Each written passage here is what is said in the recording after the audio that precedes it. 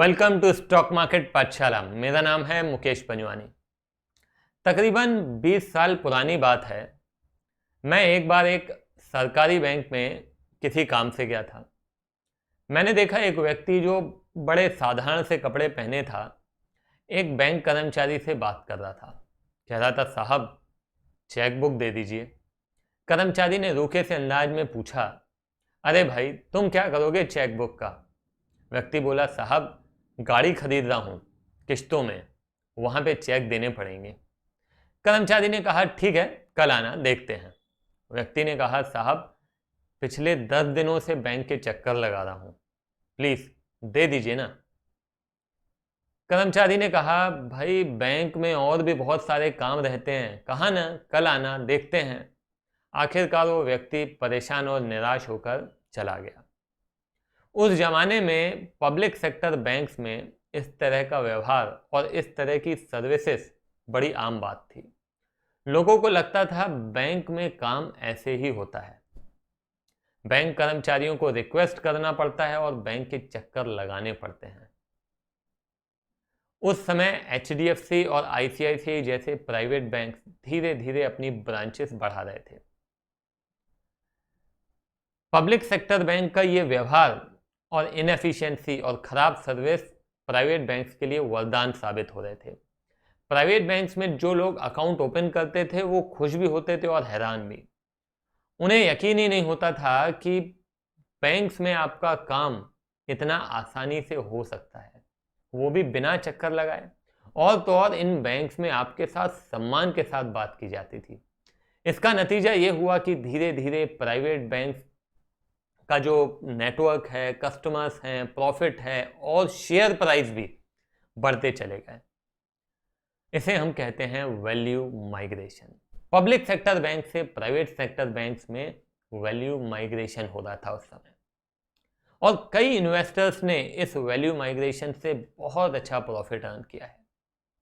चलिए एक बार मैं आपको दिखा देता हूं कि इस वैल्यू माइग्रेशन का क्या इम्पैक्ट पड़ा है स्टॉक मार्केट के ऊपर और लोगों के इन्वेस्टमेंट के ऊपर।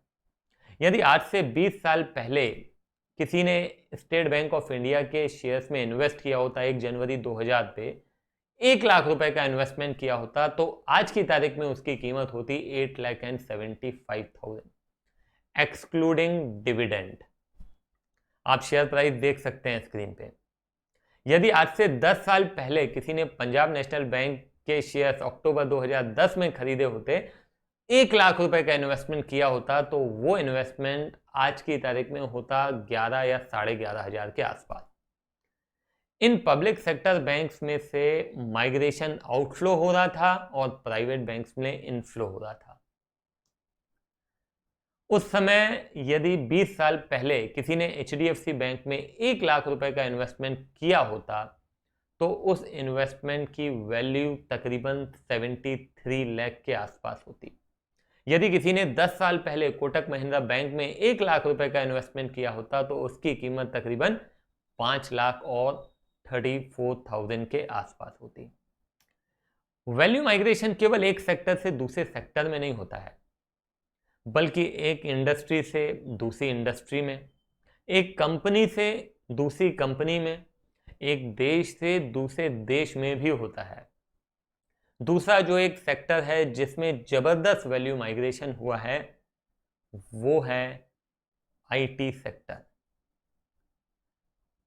1990 के वक्त में IT सेक्टर ग्रो हो रहा था और हमारा देश भी उसमें पार्टिसिपेट कर रहा था और कंपीट भी कर रहा था। हमारे देश के पास एक यूनिक कॉम्बिनेशन था, इंडियन स्किल्स, लो कॉस्ट पे और साथ ही साथ गवर्नमेंट सपोर्ट। इसके चलते हमारे देश में वैल्यू माइग्रेशन इनफ्लो चालू हो गया। नतीजा हम सब देख सकते हैं। TCS का मार्केट कैप आज की तारीख में 10 लाख करोड़ से ज़्यादा है। मार्केट कैप मतलब कंपनी की कीमत। इन्फोसिस जैसी कंपनी 4,80,000 करोड़ का मार्केट कैप है। इसी तरह फार्मा सेक्टर में भी लो कॉस्ट लेबर के चलते इंडिया में बहुत शानदार वैल्यू माइग्रेशन इनफ्लो हुआ। आपको जान के शायद हैरानी होगी कि आज हमारा देश दुनिया की 62% वैक्सीन डिमांड पूरी करता है। यूएस की 40% जेनेरिक डिमांड इंडिया पूरी करता है और यूके की 25% मेडिसिन रिक्वायरमेंट इंडिया ही पूरी करता है। एक और सेक्टर है जिसमें जबरदस्त वैल्यू माइग्रेशन हो रहा है, वो है इंश्योरेंस सेक्टर। एक समय था जिसमें एलआईसी में 100% मार्केट शेयर था। आज की तारीख में वो घट के 50% हो गया है और प्राइवेट सेक्टर कंपनीज एग्रेसिवली इस सेक्टर के अंदर काम कर रही हैं। इस तरह से बहुत सारी कंपनीज में, सेक्टर्स में वैल्यू माइग्रेशन हुआ है, हो रहा है और आगे भी होगा। तो हमें क्या, जिस भी सेक्टर में वैल्यू माइग्रेशन हो रहा है, क्या वहां पे इन्वेस्ट कर देना चाहिए? जवाब है नहीं। प्राइवेट सेक्टर बैंक में जबरदस्त वैल्यू माइग्रेशन इनफ्लो होने के बावजूद लोगों ने यस बैंक जैसे बैंक में पैसे गंवाए हैं। टेलीकॉम सेक्टर की बात करें तो देख रहे हैं हम कि लैंडलाइन से मोबाइल की तरफ जबरदस्त वैल्यू माइग्रेशन हुआ है। हमारे देश में 135 करोड़ लोग हैं और सबके पास मोबाइल। उसके बावजूद बीएसएनएल, एमटीएनएल, वोडाफोन, आइडिया, इसमें लोगों ने जबरदस्त पैसे गंवाए हैं। अब ट्रैवल इंडस्ट्री की बात कर लेते हैं।